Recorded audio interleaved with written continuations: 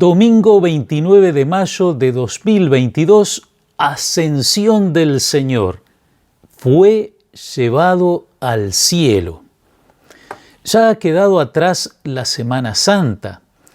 A lo largo de 6 domingos hemos ido contemplando distintas apariciones de Jesús resucitado a sus discípulos.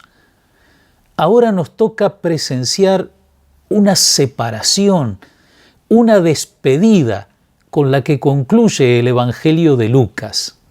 Concluye este Evangelio, sí, pero comienza la segunda parte de la obra de Lucas, el libro de los Hechos de los Apóstoles, cuyo comienzo escuchamos en la primera lectura de hoy. La ascensión del Señor es como una bisagra entre estos dos libros, pues con este acontecimiento se cierra el Evangelio y se abre el libro de los Hechos. Así pues, Lucas relata 2 veces la ascensión de Jesús.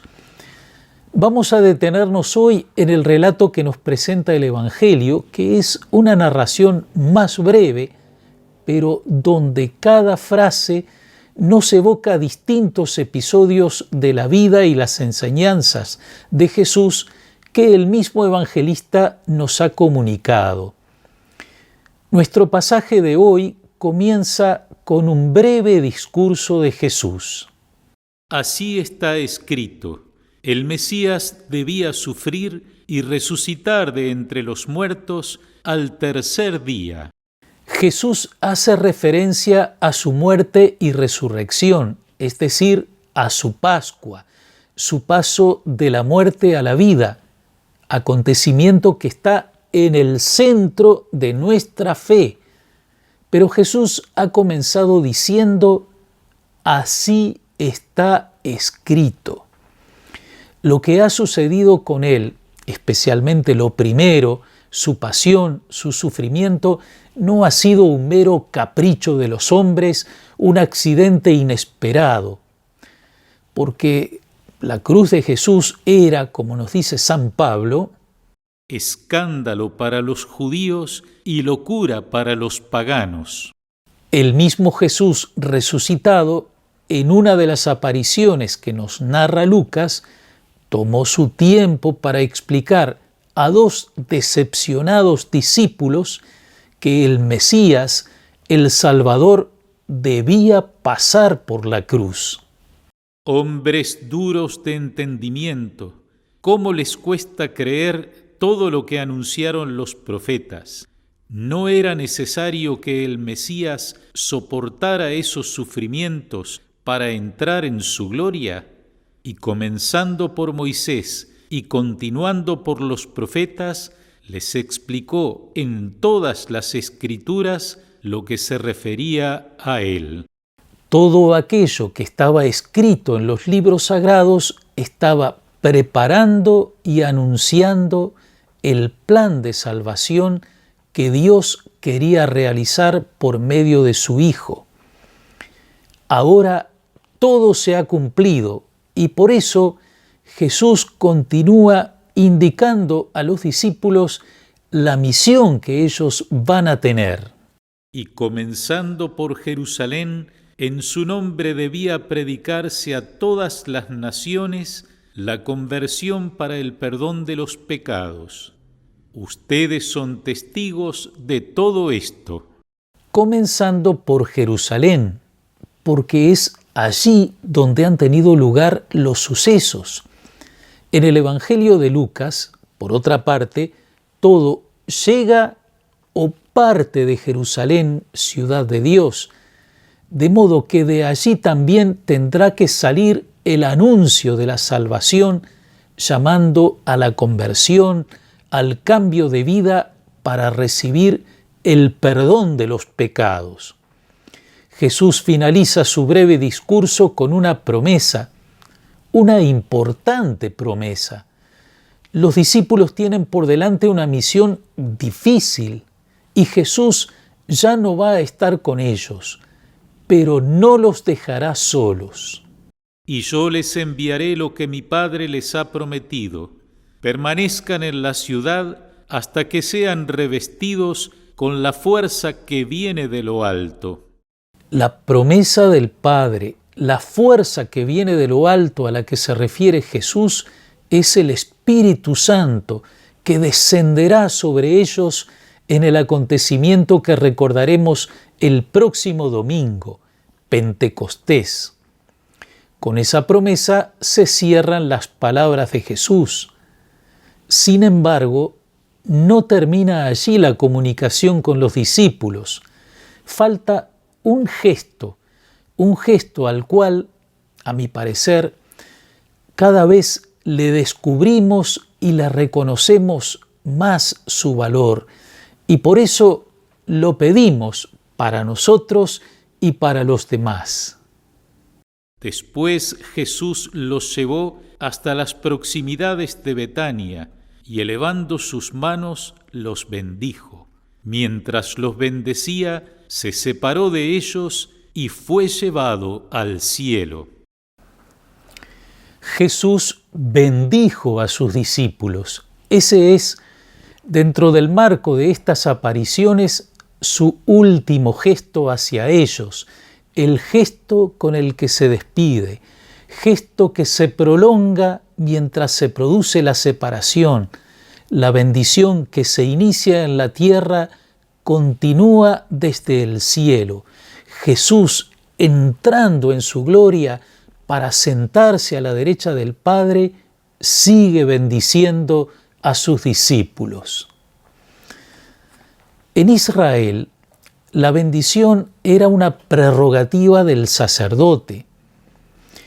Vayamos ahora al comienzo del Evangelio de Lucas, al relato de la anunciación a Zacarías, donde se le dice que será padre de Juan el Bautista. Zacarías, sacerdote, entró al templo para hacer la ofrenda de incienso y a continuación debía salir a bendecir al pueblo. Pero dentro del santuario escuchó el anuncio del ángel, pero lo recibió con dudas. Entonces el ángel le dijo que por no haber creído quedaría mudo, y así fue que no pudo dar la bendición al pueblo. Mientras tanto, el pueblo estaba esperando a Zacarías, extrañado de que permaneciera tanto tiempo en el santuario. Cuando salió, no podía hablarles, y todos comprendieron que había tenido alguna visión en el santuario. Él se expresaba por señas porque había quedado mudo. La esperada bendición de aquel momento quedó frustrada, pero ahora, en la ascensión, es Jesús resucitado quien se manifiesta como sumo y eterno sacerdote, bendiciendo en sus discípulos a toda su iglesia, nuevo pueblo de Dios, y por medio de la iglesia a toda la humanidad. Nos quedan apenas 2 versículos de este relato. Los discípulos que se habían postrado delante de él volvieron a Jerusalén con gran alegría y permanecían continuamente en el templo alabando a Dios. Cuando se produce una separación, cuando se aleja alguien muy querido de quien no sabemos si lo volveremos a ver, el sentimiento normal es de una cierta tristeza, a lo más un sabor agridulce. Sin embargo, aquí se nos dice que los discípulos volvieron a Jerusalén con gran alegría. Aquí vemos que ellos han crecido en su comprensión de lo que ha sucedido con Jesús. Más aún, han crecido en su comprensión de la persona misma de Jesucristo y todavía más han crecido en su fe en el Hijo de Dios, porque lo que les alegra es su triunfo, su ascensión para sentarse a la derecha del Padre. Se alegran porque aman a Jesús. Él les había dicho: Si me amaran, se alegrarían de que vuelva junto al Padre, porque el Padre es más grande que yo. Y por último, notemos este detalle del Evangelio de Lucas. Su narración comienza en el templo de Jerusalén, cuando Zacarías estaba prestando su servicio sacerdotal, y termina en el mismo lugar, pero ahora con los discípulos, que permanecían en el templo alabando a Dios.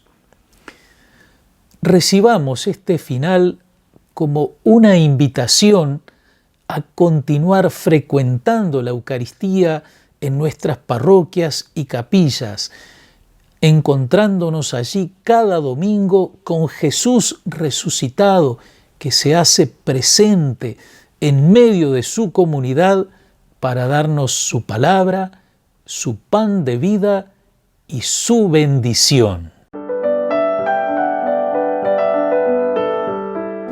Hoy, 29 de mayo, la Iglesia recuerda al Papa San Pablo VI, quien llevó a término el Concilio Vaticano II, convocado e iniciado por San Juan XXIII, momento muy importante en la renovación de la Iglesia, volviendo a las fuentes de la palabra de Dios y de la tradición. Martes 31, fiesta de la Visitación de María. Mi saludo y bendición a la comunidad de las hermanas salesas en el Monasterio de la Visitación en Progreso y a todos los que se congreguen para acompañarlas ese día. Jueves 1 de junio, San Justino mártir. Viernes 2, Santos Marcelino y Pedro mártires. Sábado 3, San Carlos Luanga y compañeros también mártires. Y en Uruguay, San Cono monje.